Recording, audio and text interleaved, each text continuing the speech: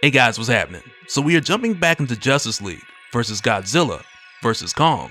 But before we get started, I want to give a quick shout out to Stuart Tyler for being the first in the comments of the last video to make the correction and point out that this creature is Kamazat's, because at the time I kept calling it a war bat, and funny enough, we got an actual war bat on the cover of this issue. So really quick, just want to say thanks Stuart for having that notification bell turned on and looking out for your boy.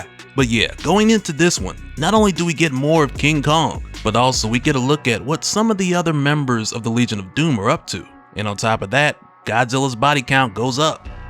So with that said, let's get into it. But first, if you're new to the channel, be sure to subscribe to catch the spills every week. And don't forget to hit that bell up top to get all notifications so we can squat up in the comments for the first hour. Alright, so coming back, we initially start out with Barry Allen, who, like we saw in our previous talks, Barry's been assigned to crowd control. So he's moving around to the different locations, evacuating buildings, and moving as many people as he can to a safe distance. But as we come back, Barry's making his way to Iron Heights prison, and as he approaches, he sees there's a huge fog covering the place. And it isn't until he gets up close where he notices that it's toxic, and inside of the fog, there's what he would call a humongous Cthulhu squid crab thing, which is a pretty accurate description, but we'll just continue to call her Scylla. And the thing that trips me out here is when Barry goes inside, he makes an announcement to all the prisoners, letting them know that this is an emergency situation, and he instructs each and every one of them to follow him back to their cells. But instead of going back to their cells, all the prisoners in Iron Heights, they're just like, nah, bump that. And when they notice that this gas is slowing Barry down, they jump him. And really, I can't even be mad at that, because Barry, he lost me when he said go back to your cell. Like, who in their right mind's gonna do that while the whole prison's getting teabagged by a Titan?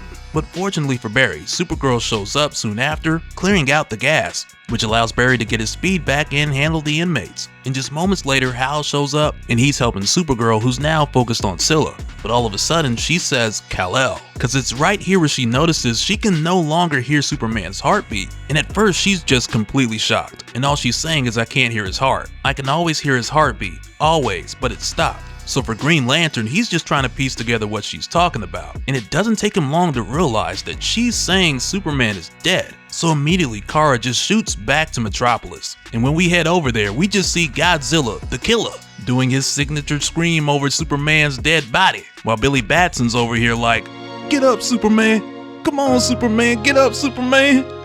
No, come on, Superman. Oh, Lord, take me instead. Then out of nowhere, Atom Smasher shows up, grabbing Godzilla's leg and putting an elbow to his throat. But even with Atom Smasher being able to grow to this size, where he's large enough to tussle with the big guy, truth be told, he's truly unaware how fast and strong Godzilla is. Cause as soon as he knocks him down, seconds later in one sweeping motion, Godzilla whips that tail around, and he sends Atom Smasher flying into a building that should be evacuated. Probably. Cause I mean, if it's not, I blame Barry Allen, because he's had one job this entire event. But nonetheless, in the case of Atom Smasher, when he gets up, he's a bit dazed, and to his surprise, Godzilla catches him slipping from behind, and he kills Atom Smasher, who prior to this had no clue that he was gonna die today, because the King of Monsters ate him from the back. Ooh, man, imagine that on a tombstone.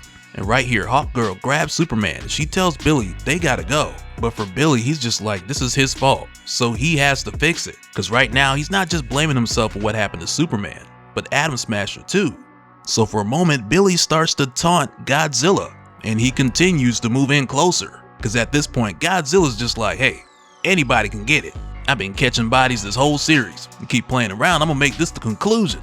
But as soon as he gets close enough, Billy says Shazam, and it brings the lightning through Godzilla to Billy for a crazy stun attack, so that Billy can hold off Godzilla while Hawkgirl takes care of Superman.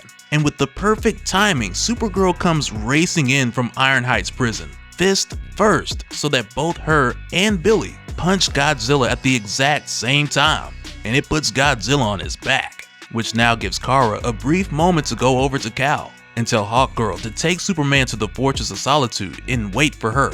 But they also notice right now that Godzilla is following Billy away from Metropolis into the ocean, or at least that's what it looks like. Because if you guys remember, Superman tried this. He tried to get Godzilla to follow him away from Metropolis and away from the civilians multiple times with no success. So now when we see Godzilla leaving Metropolis behind Billy, it's hinted to us that there's a bit more going on than what it seems. Cause next when we go over to Themyscira, we see that Donna has made her way to help Diana to handle the Behemoth Titan. So what they end up doing is tying both of their lassos to this huge bolt and aiming for Behemoth's head. So from there, the two of them can fly around it, wrapping their lassos around its neck with the intention of trying to communicate with it.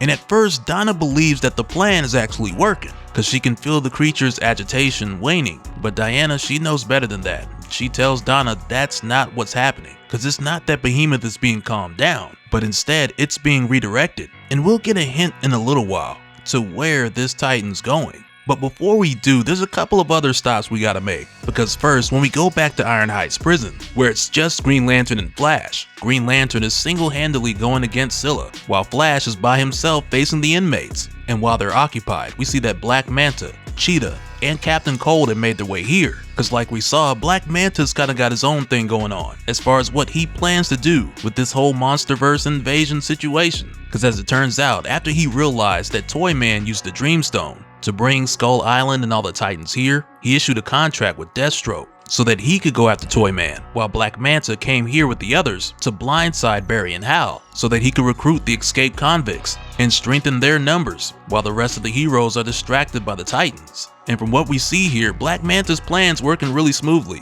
cause even with Barry being frozen by Captain Cold's cold gun, eventually he's able to vibrate and break himself free. But by the time that he does, Black Manta and a ton of the inmates are already getting away. And Barry can't even go after them because he needs to help Hal. And speaking of help, from here we head over to somebody who desperately needs it. Because right now Oliver's still on Skull Island, where Diana left him. And I mean, even though it sounds like Diana did him dirty, prior to this point, Oliver was pretty confident about being deserted on an island. But that was way before Oliver spent some time here and got an up-close look at King Kong beating down an actual war bat. And it's something that quickly lets him know who's the alpha here. And the crazy thing is, it comes to a point where King Kong slams this war bat on the ground nearby Oliver, and the impact knocks Oliver up in the air to where the landing from him just popping up and falling has him like, okay, I'm done. And for a moment, Kong starts to make his way towards Oliver, until Supergirl shows up, and King Kong's giving her this look, so she tells Oliver to move away to a safe distance because she doesn't know how this is going to go.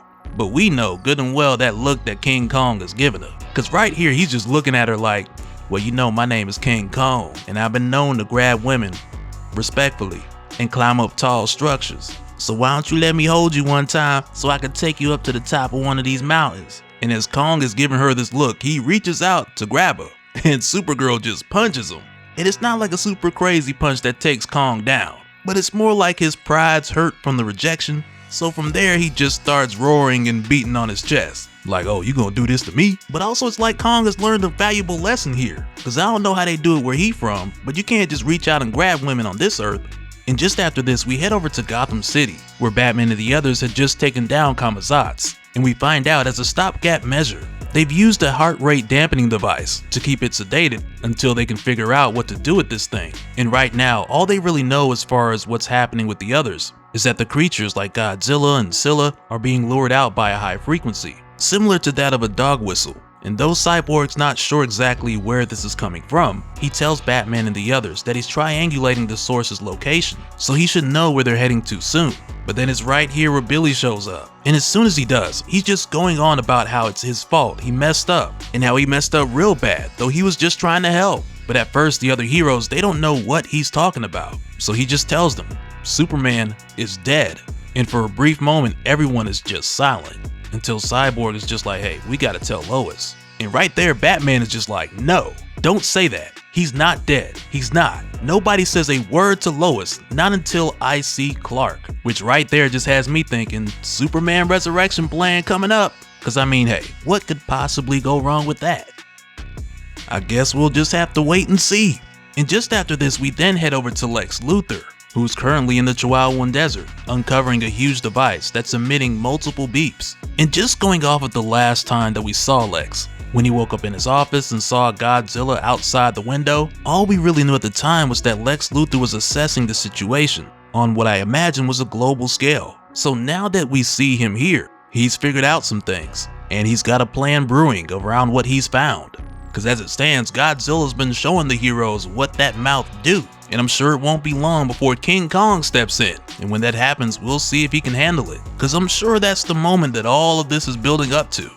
And we'll get there soon enough. And so now real quick, I want to give a special shout out to all the patrons. Thank you guys for all of your support. And for anyone who's new here, who wants more information on how to support the channel, I got a link below where you can go to patreon.com/dopespill. But that'll do it for this one, guys. Let me know your thoughts down in the comments below, and we'll do it again on the next one. Alright, later.